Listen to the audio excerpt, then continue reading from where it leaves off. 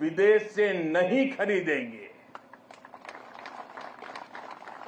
इससे सैन्य क्षेत्र में आत्मनिर्भर भारत अभियान को नई गति भी मिली है। साथियों, आज जब न्यू एज वॉरफेयर की बात होती है तो ड्रोन टेक्नोलॉजी उसका एक अहम टूल बन गई है। हम देख रहे हैं युद्ध में शामिल देश आज ड्रोन टेक्नोलॉजी का जमकर इस्तेमाल कर रहे हैं। ड्रोन से निगरानी हो रही है, ड्रोन से खुफिया जानकारी जुटाई जा रही है, किसी व्यक्ति या जगह की पहचान करने में ड्रोन का उपयोग हो रहा है। ड्रोन सामान पहुंचाने में मदद कर रहे हैं। ड्रोन का इस्तेमाल हथियार के रूप में भी हो रहा है।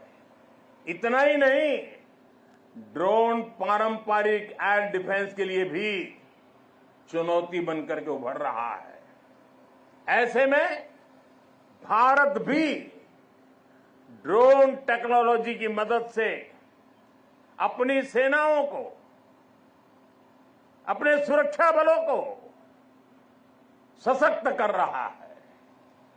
सरकार आज 3 सेनाओं के उपयोग में आने वाले प्रीडेटर ड्रोन खरीद रही है। ड्रोन के इस्तेमाल से जुड़ी स्ट्रेटेजी बनाई जा रही है और मुझे खुशी है कि कई भारतीय कंपनियां पूरी तरह से स्वदेशी ड्रोन बनाने में भी लगी हैं। ढेर सारे स्टार्टअप मैदान में आए हैं। साथियों, आज युद्ध की प्रकृति बदल रही है। आज सुरक्षा के विषय भी नए नए पनपते जा रहे हैं। भविष्य की चुनौतियां और जटिल होंगी। इसलिए बहुत जरूरी है कि तीनों सेनाओं की क्षमताओं को, हमारे सुरक्षा बलों की क्षमताओं को एक दूसरे से जोड़ दिया जाए और खास करके हमारी तीनों सेनाओं के लिए उनका प्रदर्शन इस जोड़ने के प्रयास के कारण उनका सामर्थ्य कई गुना बेहतर हो जाएगा। और मैं कभी कभी कहता हूं कि एक आर्मी, एक एयरफोर्स और एक नेवी हमें एक नजर आते हैं, लेकिन उनका जब संयुक्त अभ्यास होता है तो एक नहीं 111 नजर आते हैं। सेनाओं के आधुनिकीकरण की इसी सोच के साथ chief of defence staff CDS की नियुक्ति की गई। इसने देश की सेनाओं को मजबूत करने में बड़ी भूमिका निभाई। अब हम इंटीग्रेटेड थिएटर कमांड की दिशा में बढ़ रहे हैं। इंटीग्रेटेड थिएटर कमांड के लिए एक ऐसा मैकेनिज्म तैयार कर लिया गया है जिससे सेना के तीनों अंगों के बीच और बेहतर तालमेल होगा। साथियों, हमारा संकल्प है नेशन फर्स्ट, राष्ट्र प्रथम। राष्ट्र की शुरुआत उसकी सीमाओं से होती है। इसलिए बॉर्डर इंफ्रास्ट्रक्चर का विकास देश की सबसे बड़ी प्राथमिकताओं में है। बीआरओ ने 80,000 किलोमीटर से ज्यादा सड़क का निर्माण किया है। लद्दाख और अरुणाचल प्रदेश में भी रणनीतिक रूप से महत्वपूर्ण सड़कें बनाई गई है। पिछले 10 वर्षों में बीआरओ ने 400 के आसपास बड़े पुल बनाए हैं। आप जानते हैं, देश के सबसे दूर दराज के इलाकों में ऑल वेदर कनेक्टिविटी के लिए हमारी सेनाओं के लिए टनल कितनी महत्वपूर्ण है, इसलिए पिछले 10 वर्षों में अटल और सेला जैसी सामरिक महत्व की अनेकों बड़ी सुरंगों का निर्माण पूरा किया है। बीआरओ देश के अलग अलग हिस्सों में टनल बनाने के काम को तेज गति से पूरा कर रहा है। साथियों, हमने सीमावर्ती गांवों को आखिरी गांव मानने की सोच भी बदली है। आज हम उन्हें देश का प्रथम गांव कहते हैं। आखिरी गांव नहीं, वो प्रथम गांव है।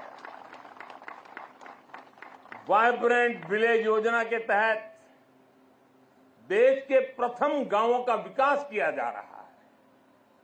वाइब्रेंट विलेज यानी सीमा पर बसे ऐसे वाइब्रेंट गांव जहां वाइब्रेंट भारत के प्रथम दर्शन हो।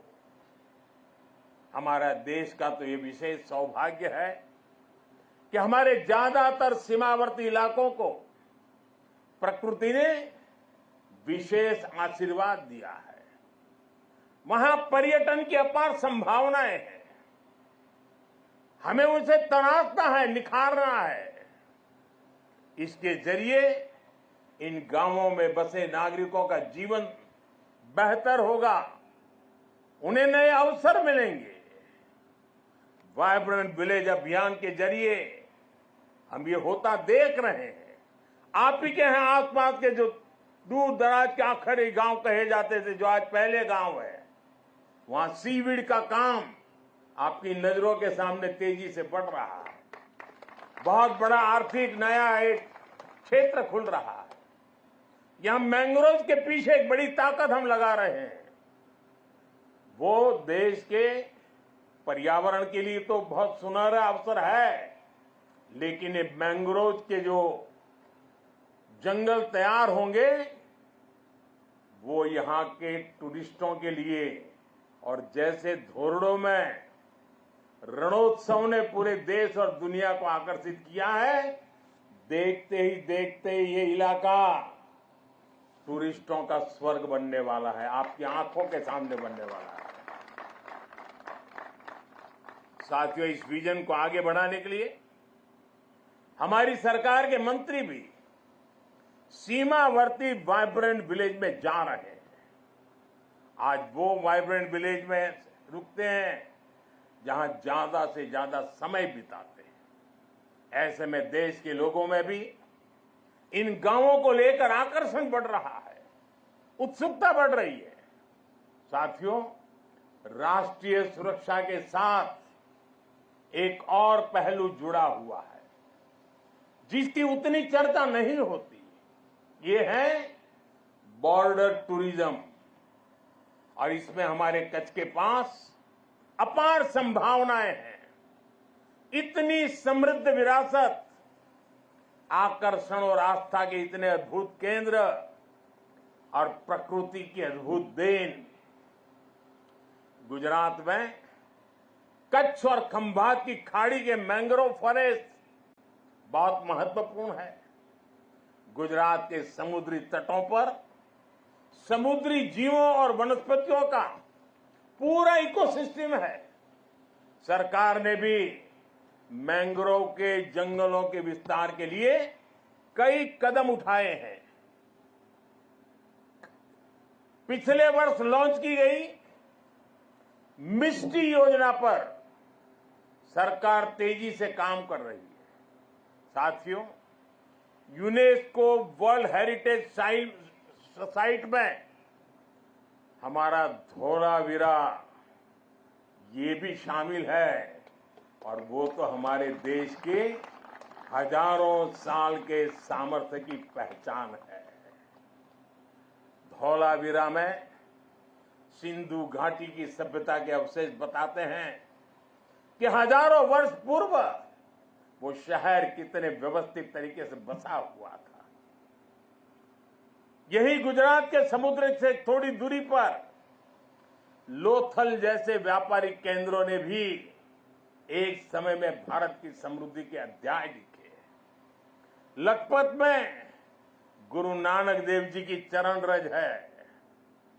कच्छ का कोटेश्वर महादेव मंदिर हो, माता आशापुरा का मंदिर हो, काला डूंगर पहाड़ी पर भगवान दत्तात्रेय का साक्षात दर्शन होता हो, या फिर कच्छ का रण उत्सव या सर क्रीक को देखने का उत्साह। कच्छ के एक जिले में ही पर्यटन का इतना पोटेंशियल है कि टूरिस्ट को पूरा हफ्ता भी कम पड़ जाए। उत्तर गुजरात की सीमा पर नड़ाबेट में हमने देखा है कि कैसे बॉर्डर टूरिज्म लोगों में छाया हुआ है। हमें ऐसी ही संभावना को साकार करना है। जब ऐसे स्थानों पर देश के अलग अलग हिस्सों से पर्यटक आते हैं, वो भारत के वो दो हिस्से आपस में कनेक्ट हो जाते हैं। वो पर्यटक अपने साथ राष्ट्रीय एकता का प्रवाह लेकर आता है और राष्ट्रीय एकता की ऊर्जा लेकर जाता है, और यहां एक भारत श्रेष्ठ भारत की भावना को जीवंत कर देता है। अपने क्षेत्र में जाकर के भी कर देता है। यही भावना हमारी राष्ट्रीय सुरक्षा का मजबूत आधार तैयार करती है। इसलिए कच्छ और दूसरे सीमावर्ती इलाकों को हमें विकास के नए मुकाम तक लेकर जाना है। जब हमारे सीमावर्ती क्षेत्र विकसित होंगे, वहां सुविधाएं होंगी, तो इससे यहां तैनात हमारे जवानों का लाइफ एक्सपीरियंस भी बेहतर होगा।